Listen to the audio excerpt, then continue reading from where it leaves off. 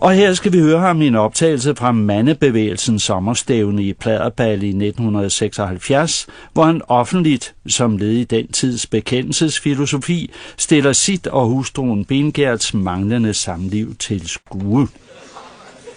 Et af fysikkens grundbegreber siger, at hvis man forener et koldt og et varmt legeme, så er det ikke sådan at skille ad igen.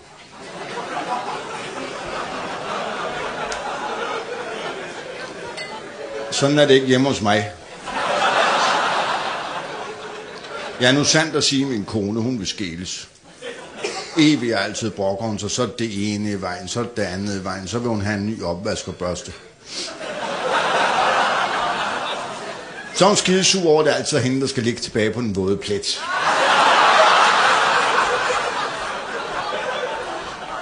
Ja, det er da godt, man ikke lever i et homofilt forhold.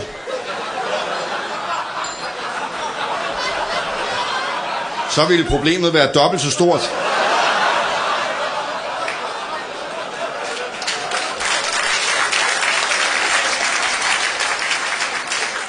Så ser hun jo gerne, at sådan et tid og utid skal komme nøgen og fugtig ud fra brusekabinen, vi har opstillet ude i entréen. Kun iført sådan et lille lændeklæde her.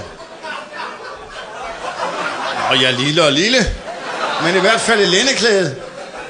Og så skal jeg jo helst lægge mig ind foran radiatoren og vente, til hun er klar med alle hendes perverse lyster. Ja, vi har ikke kamin derhjemme. Her foregår romantikken i direkte forlængelse af fjernvarmeinstallationen.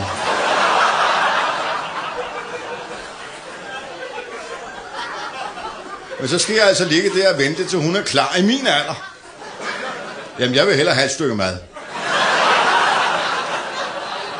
Bruger man så kniv og gaffel, så bliver man heller ikke nasset på fingrene.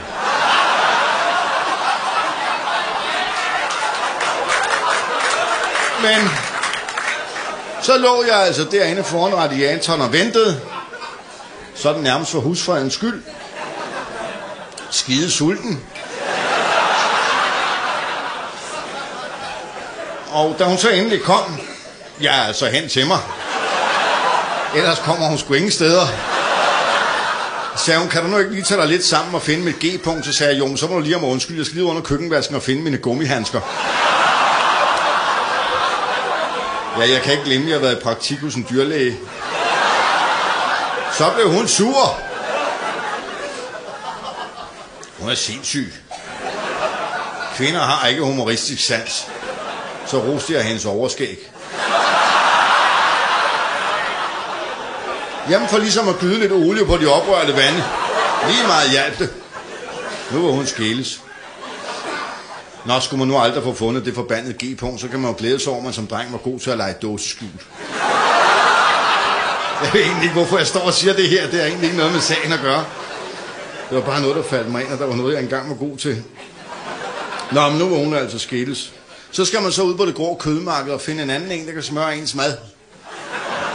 Jamen, det skulle ikke nemt, det er min alder. Det er det ikke. Men før i tiden skulle man godkende sig pigens far, nu skal man sgu acceptere sig hendes børnebørn.